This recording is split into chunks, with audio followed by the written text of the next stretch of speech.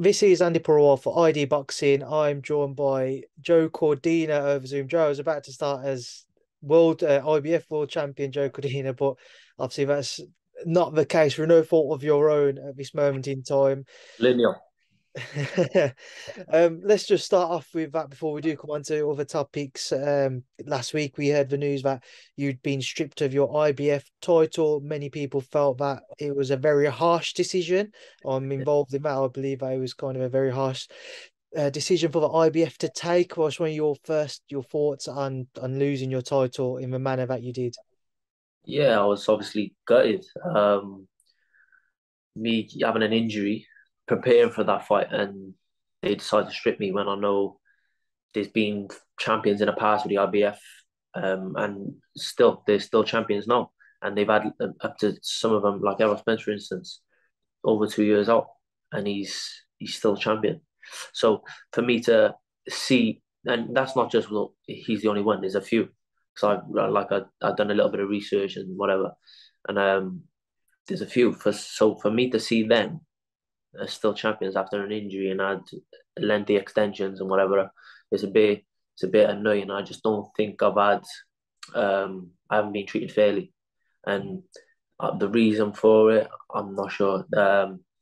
I've been they've tried to explain it to me. Matchroom tried to explain it to me that the deals they made for me to fight Ogawa, it was for him to be lined up next and whatever else. But the the deals in between that they done for me to, I was unaware of these. Do you understand? I was in the dark. I knew there was a deal made for me to fight Ogawa, and the reason for that was for Eddie to put Ogawa and Fusili on his show. So that because Rakhimov went missing. I don't know. They couldn't get hold of him. So yeah, that was the reason. But then it's resulted now in me being in the dark and resulting with me losing my title, and which I'm quite annoyed of. But listen, boxing politics, yeah, and I've just got to sort of sit back and accept it. I think How many conversations with the IBF around that did you have, Joe? I haven't spoke to the IBF once. It's all that's what I'm saying. It's all gone through Eddie. So I've been left in the dark. So I'm blind to all of this, and I'm just listening to what Charlie's telling me from obviously Eddie's side of things, and because he's been liaising back and forth with IBF, and um, yeah. So I'm just like I said, I'm in the dark. Has it settled in yet for you, Joe? I imagine it's obviously a very frustrating scenario regardless, but has it slightly settled in at all? Yeah, it has settled in, but the thing is, I haven't been beat. For me, I'm still champion of the world. I haven't been beat for it. Yeah, they want to strip me, but I'm fighting for it again straight away. So yeah, the same scenario. So this is what I don't get. They've stripped me, but I'm fighting the winner of Zalfa and Rakhimov. Now they should have just fought for the interim title, kept me as champion in recess, because the same scenario is happening. The winner of that got to face me. So why strip me? It's just obviously it's to do with money.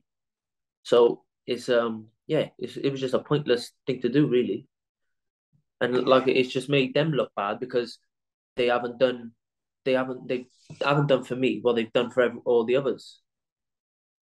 So yeah, for me it's a bit shit, but listen, they got to do what they got to do at the end of the day, and obviously there's no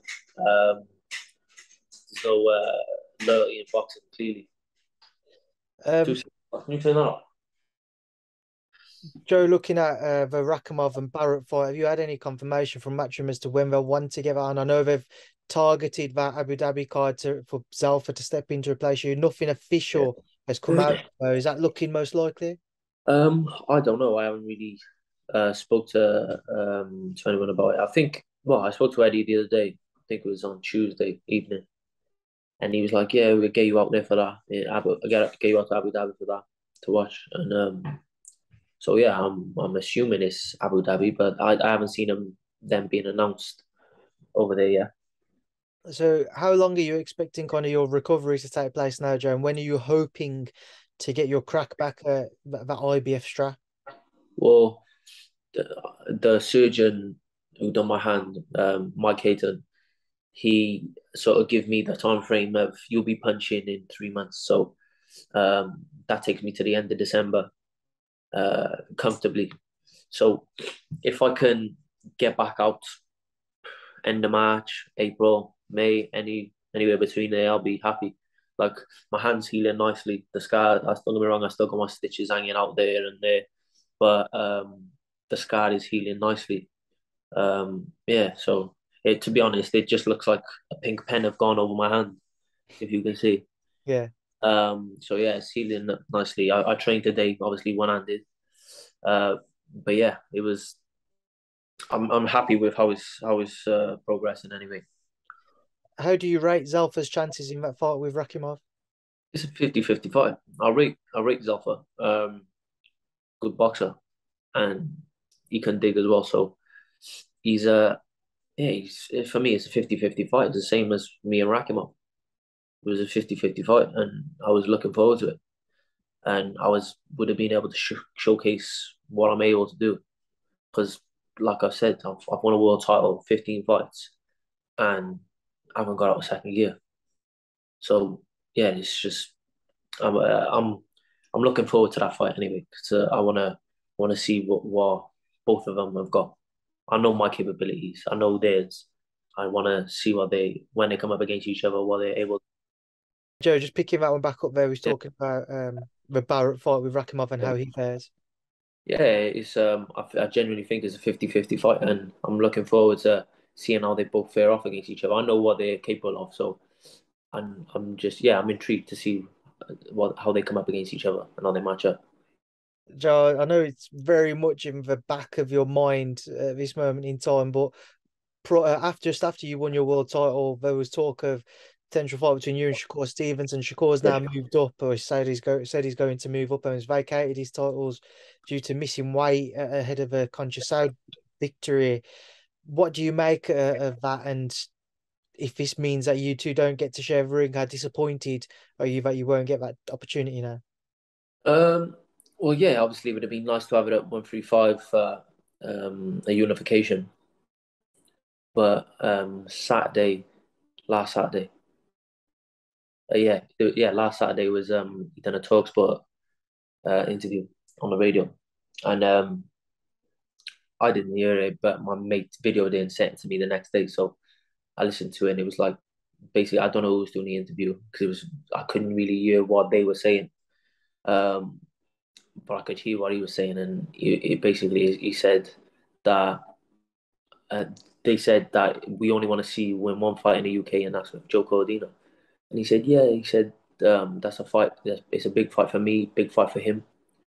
Um, and I can still make 133, so it's a catch. It can be a catch weight, and so he liked that fight, catch weight, and um, yeah, he basically said he needed fight, but like I said, if he can make 133, I don't mind going to 135. It don't bother me. If he can make 33 even better. But for 135, it don't matter. And that's the second time now he sort of called me out and I've accepted. So yeah, if he wants it, then I'm here. How do you rate Shakur up at 135 when he eventually has his first bout up there? He'll I think he'll do very well. He's his boxing IQ is different to a lot of fighters. Don't get me wrong. I wouldn't. I can't say the like a Javante Davis. I wouldn't jump into that fight anytime soon. Um, Lomachenko, same way. Uh, Devin Haney, I think that'll be like a chess match. Um, yeah, I like that fight with them too. And obviously he's got all the belts, so if for him to just jump straight into that fight, that'd be a win-win for him. Joe, moving on to another big topic which had occurred last week. Your campmate Conor Benn was due to face Chris Eubank Jr. in a highly anticipated fight. Did not go ahead due to an adverse finding in Conor's VADA test from a few weeks previous. Just wanted to get kind of your initial reaction when you heard the news. What went through your mind? Yeah, I was shocked. Straight away, for me, I didn't believe it. So obviously you hear the news then, and I was watching the workout, and it was all over. That's all anyone was talking about. I was looking on Twitter, all anyone was talking about, and so yeah, I was shocked. But for me, I spoke to him. He's saying he haven't done it, so, done nothing intentional. I genuinely don't believe that he'd done anything intentionally. Um, so yeah, I think we gotta, like I said in the previous interview with a few people, I said like people need to lay off him now a little bit because it's getting to a point where people are trying to proper ruin his life. They need to let it run his course. Then when everything comes out, then you make your mind up, and then you've got a reason, or you might not have a reason then to give your opinion. But let everything run its course. I think people are just jumping on the bandwagon, and because it's the same people that probably see him in the street, have been cursing him on Twitter, see him in the streets and lick his ass and want a photo with him. Let's go stand by a Rolls Royce and have a photo, or take a photo of his Rolls Royce and tag him in on Insta and shit like that. It's them sort of people. So yeah, and you've got a lot of people like slagging him badly on Twitter, and that's why I don't really go on Twitter because it's just full of fucking muppets hiding behind the camera, behind a phone or a profile, an empty profile really, because none of them use their real ones. You've got the odd ones that do, and they just don't give a fuck. But you got all them people that just sat there, got nothing better to do apart from trying to ruin a kid's life. He's a young man. He's a young man, got feelings. He's human, and people are actually trying to set out to ruin his life, and it's just not on. Like I said it the other day, the one that comes to mind is Curtis Woodhouse. Now, yeah, he's got a new YouTube channel and whatever else. Um, I don't know him. Obviously, I know he's a footballer and he boxed and he won a British title and everything else. But and I watched him. So as a fighter, I respect him. But what I seen and how he was speaking about him, and yeah, he failed the drug test. We all know he failed the drug test. Okay, he failed the drug test. I've had a little two pence, but don't make two videos back to back and absolutely slate him to try and get views on your YouTube channel. It's just not on. I found it quite like embarrassing, really, the way he was going on.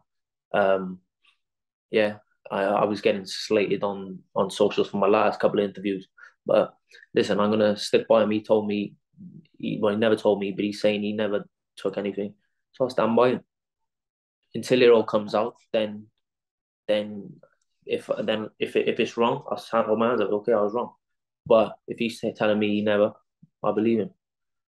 I'm not gonna leave my mate in a lurch.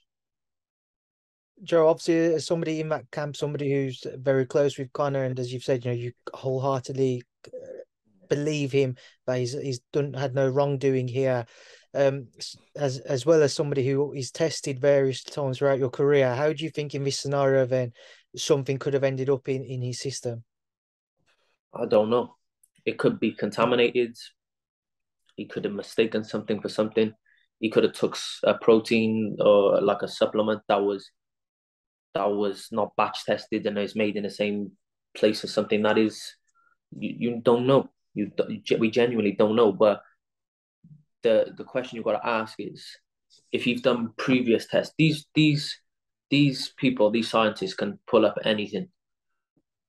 They can scientists. I know it's different sort of scientists, but certain scientists can tell you when you died, how long ago you died, and what the cause of death was. They can do all that. So surely, if they can show that, because people are saying it's a thing to cover up a course or whatever other drugs or whatever. Okay, no problem. Where's the other drugs then? It's meant to show up if they're trying to cover it up because previously he done tests previous to that one. They were all negative. So then you've done ones after they're all negative. So it's not something's not adding up. I'm just not weighing right for me. Um, But time will tell. We'll have to let it run its course. Get someone over there from here to go over and sort that B sample and investigate that B sample. I know, I've done hundreds of tests, drug tests. You pee in the same, you pee in one pot, you split it in two. But there's it can be contaminated. We don't know. We just have to wait. And like I said, we just gotta let it run its course and hopefully and fingers crossed and I'm praying for him that everything works out the way we want it to. And he knows in his head he haven't done anything. And intentionally, I believe him. So yeah, that's all I say on it. Joe, it came out in Fight Week last week that the test was done around September 1st, and then the 23rd results were back with the teams. Obviously, Conor, I imagine Tony obviously knew, the board knew, and then Junior's team knew as well. Listening to you talk, it would suggest you didn't know, so that might mean that obviously you didn't know, Felix Yeah. didn't know, and the rest of the guys who trained didn't know. But do you believe it was the right decision yourself for somebody who's in that camp for the fight to be pulled whilst it's all ongoing? Yeah, of course. Obviously, it was a shock even to me to find out that they knew 3 weeks ago. I was thinking, fucking hell. Well, surely you don't leave it till 2, 3 days before. Fucking, people have spent a lot of money to come and watch this fight. You've seen the prices of the tickets. Not only that, as soon as it's announced, hotels go boom, everything just shoots up. Obviously we understand there's people out there fucking reselling tickets for fucking double and triple the price. So people would have spent a lot of money to come over from. I heard that people come from from America, from all over the world to come and watch it. So yeah, definitely it was the right thing to do, but not 2, 3 days before. Obviously, the Eubanks knew. So why didn't if they knew, why didn't they just pull it? Get it sorted first, and then go from there. But I don't know. Where it's come out 2, 3 days before. I think just a it's just fucking it's everyone like a tsunami. Just boom. I think if it would have happened, it come out a couple. Yeah, everyone would have still gone off, and they would have been having the same stick. But I think as time got gone, it was the right thing to do. It was the right thing to do anyway. But yeah, I just I'm just waiting now. I need everyone. I think in our camp where we need to stick by him because it's not a good time for him. Like I don't give a shit when people giving me stick. I couldn't give a monkey because I know I'm like what I do on a day to day, and I know what he does. He grafts hard, and he's not someone that needs to fucking take something to cheat. But yeah, it's we just need to stick by him as a team and support him through this time, and yeah, get him through it, and then the time will tell. And when once that this cycle runs its course, then yeah, I'm sure he'll come out smelling the roses. Joe, again, as somebody who's been tested on numerous times throughout your career, do you think if it wasn't for that Daily Mail article, sorry, that we would have found out about the adverse finding, or do you think it wouldn't have come out and the fight would have still gone ahead? Um, yeah, they would have, but it would have looked very bad because it would have come out after, and it would have looked fucking bad on boxing as a whole, not just from Britain, from the British boxing board. It would have looked bad all over, like all over the world. Um, but yeah, the right decision was made. From I'm gutted as a boxing fan because I want to see that fight. I've watched their fathers fight, their two fights, and they were great fights, and I'm sure this would have lived up to expectation also. Also, just what you said at the beginning there, that about you think it would have gone ahead, leads into kind of my next question. What would it have said about the sport if it had gone ahead again, regardless of whether it was intentional or accidental on Conor's behalf, or if he had any idea or didn't have any idea about what had ended up in his system? But because of the findings, because it was there, what would it have said about the sport, and what image would it have left on the sport if the fight had gone ahead? Yeah, it would have been bad. It would have been bad if it went ahead. But I think yeah, it was the right thing to do to pull it. It's because yeah, people wanted to go ahead because it was a freaking massive fight, but also there was a lot of money involved from for both parties, for promoters, for views. It was massive on all sort of angles. So coming from all angles. So yeah, but it would have looked fucking bad, really bad. It that you can although boxers you have respect for jumping in the ring, but as a sport, then you can't respect that sport if that would have went ahead because that it would have been yeah, it would just wouldn't have been right. But yeah, like for me, I've never when you hear of someone failing a drug test, you'll never see me going, oh fucking this that. No, okay, there's loads of people who failed drug tests and they've come back of reasons maybe why they failed drug tests. If they if they're fucking um taking something like clenbuterol or something like that, then it's clearly that they're trying to cheat. Something like that is they're trying to cheat. But then there's certain things that can be found in, like for instance, the meat over in Mexico. Yeah, it is clenbuterol this in the meat, isn't it? Yep. But it's in their meat, so they got a reason for it to be. And it's they a load of Mexican fighters have failed through it, but we don't know whether they have. But you'll never catch me going, yeah, they're fucking cheats, they're this, they're that. It's just not me because obviously there's a reason they the reason. There's no point saying thing because they're not going to get banned or anything like that. Then you got certain people that failed drug tests. Same again. I won't say my piece on it because if it comes the B sample or anything comes back that they could have took, for instance, they could have took a fucking prescription, a prescribed drug.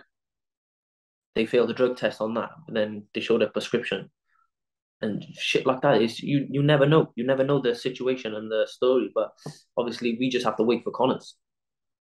I know he'd be good. If he's not, then I'll eat my words. But I trust him. Obviously, Joe Connor does have his own right to reply to all of this, and it's a developing story, which I'm sure he will come out in the near future and have his piece and say his words on it all. But another thing I just want to get your thoughts on is Dr. Usman Sajjad. Now, he's obviously Yeah. come out that he was involved in this camp. I believe it's the first one he was involved with Connor with. Um, since the news broke, there's obviously a video which has circulated of him suggesting how fighters can work their way around kind of being tested. I'm sure you've seen the video and you know what I'm Yeah. referring to.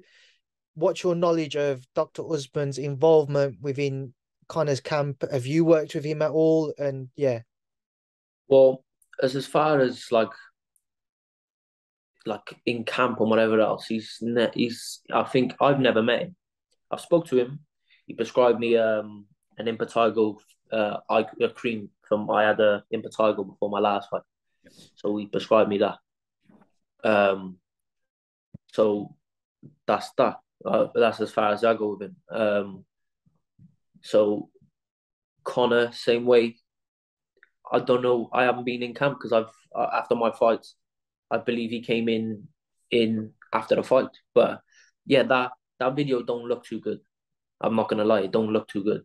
But the same again, it'll be wrong of anyone to say, yeah, it's fucking him, it's this, that. It is really you can't unless it's proof of him actually doing it.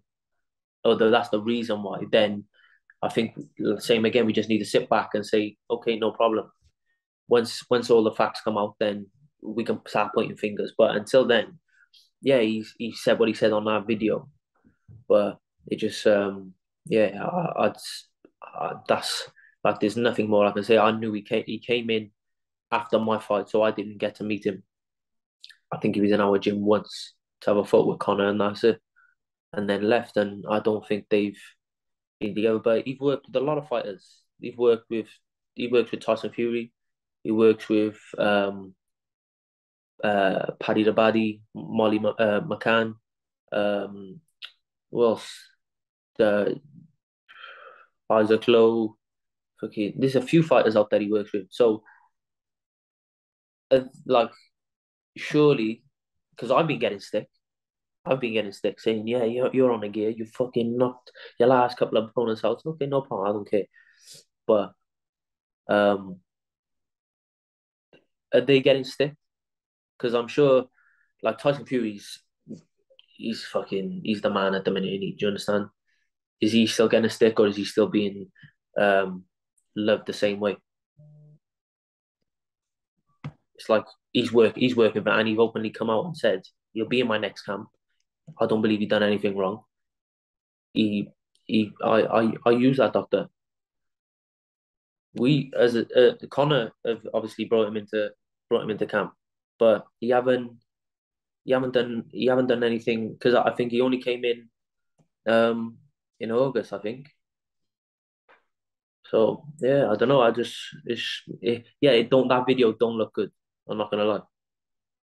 Joe, so something interesting you said about kind of people who have questioned you and the recent knockout, particularly of Kenichi Ogawa. What have you made of anybody who's tried to make a link between you and cheating in some way, shape, or form? And how disheartening of a situation have you found it, if at all? I know you're smiling there, so that would suggest Yeah, you're kind of just brushing it off your shoulder. yeah. Nah, I don't find it. Actually, me and the missus was reading through the comments, and I was just laughing. She was laughing more than me, but I was giggling as well. Um, yeah, I'm not bothered. Listen, like I've said, I've had more drug tests than some people have had fucking takeaways, Chinese takeaways. Genuinely, I remember the one time I was on whereabouts, so that means they come. You got to tell them where you're going to be at all times, and I got tested on a Monday, tested on a Wednesday. I came home from Sheffield on a Thursday. They were at my house on a Friday evening, 7 o'clock. Didn't leave till 11 o'clock at night. So I've been tested. I don't care what people say. If I landed that same shot I'll go with on any single person in that super featherweight division, they're going to bed. It wasn't if I just glanced him. I hit him clean on the chin with everything. So yeah, if I was just touching them with jabs and they're going down, then I'd say fair enough. I'd just say. But like same with that Joshua Hernandez. I hit him clean on the chin. Go and question Artur Beterbiev, who's fucking knocking every single person out. Go and question him. Or go and question Deontay Wilder, who's knocking everyone out. Whose legs are about that big. But I've knocked two people out cold in my 15 fights. Yeah, I've stopped a few early on. But like I've always said to people, I might not be a one punch KO artist, and I don't class myself as that. I'm a boxer. But if I hit you, it's gonna hurt. And if I catch you right, you're going to bed. I've always said it. And I said it in the press conference. So I caught him with a flush shot, peach of a shot, and it couldn't have been better. And he went asleep. So yeah, that's it. I couldn't give a monkey's what people say. Don't care. I know what I do. Um, I know what I am, how hard I work. I've done it from the age of fucking 15, 16. I've grafted and I don't cut corners like half of the people. So yeah, that's it. Joe, just kind of one final thing on it all. How he's kind of feeling? How's Felix feeling as well? Obviously, he had to drop out because he was on that card. To be honest, I haven't spoke to Felix. I haven't spoke to him. I know he would have been fuming because his three fights have been scheduled and he had to pull out of a couple, and then he couldn't get a fight. So I know he would have been fuming. He's ready to go. He's done three camps back to back, so his head would have went. But I'm sure he'll be out in a minute and fighting. Um, I spoke to Tony the other day. He mentioned a fight in a certain place, and I was like, "Yeah, that's tasty. I'm having a bit of that." So hopefully that comes off. Uh, yeah, yeah. If that happens, that's quite a big fight for him, and yeah, that'll boost his profile lovely as well because I believe he'll stop the kid who they mentioned. But yeah, I can imagine he's ready to go. Conor, I spoke to him only over text just to see how he is day by day. Um, I don't want to be asking him about all shit. I just checking in, seeing how he is. Because obviously, sometimes people start when something like this happens, people start distancing themselves from a certain person or whatever. But like I said, he's cool. I've known him a long time now, and he's a mate of mine, and we're in the same gym, so we stick together. And I'm not gonna leave him in a lurch. So yeah, I just check in on him day by day. Moving away from that talk, Joe, just a couple of other topics to quickly get your Yeah. thoughts on this weekend. There's a few fights ahead, but just get your thoughts on some of them. Haney-Kambosos too. Many see Devin as a big favourite heading into it. What are your thoughts? Yeah, Devin Haney's fucking classy. He's like a few years ago, you'd be like, yeah, he haven't really fought anyone at the top level, and you'd question, is he as good as people are saying and whatever else? But he is fucking shit up. He's good. He's got a good jab. He's got good timing. He's quick. He's got pretty much everything. Um, so yeah, I believe he can stop Kambosos. Away from that one, you've got Shields Marshall finally coming back around. What is your take? I'm looking forward to that. Yeah, I think I think it's a 50-50, but do you know why? It's a 51-49, and I'd lean towards Savannah. I'd lean towards Savannah. And then the final thing, there's a lot of talk at the minute about Tyson Fury's next opponent. It seems like we could see the Derek Chisora trilogy. It's not one which I think many were hoping for. But what's your take on potentially seeing them share the ring for a third time? Um, to be honest, I'm not like overly excited because everyone's mind we want to see AJ, and they've already fought twice. It's 2-0 to Fury. Do you understand? And yes, it's a big fight, but I don't believe it sells out Principality Stadium if that's where they still got that date. Well, I did see some comments from Frank suggesting that it's not going to take place there now, but it'll still be in a stadium in the UK elsewhere. Where that will be is beyond me. But yeah. Yeah, so yeah, I don't believe it's a stadium fight, but yeah, it's an intriguing fight because they all action packed in it, like especially Chisora, he brings it and he's gonna put it on you from the word go. So it'd be a good watch, but it's not a fight that everyone wants. We want to see Fury and AJ. Right, Joe, I'll leave you now to enjoy the rest of your evening. I appreciate you jumping on to do this interview with me. Best of luck with your recovery as well. And thanks for Cheers, being man. body boxing. Take care, mate. God bless.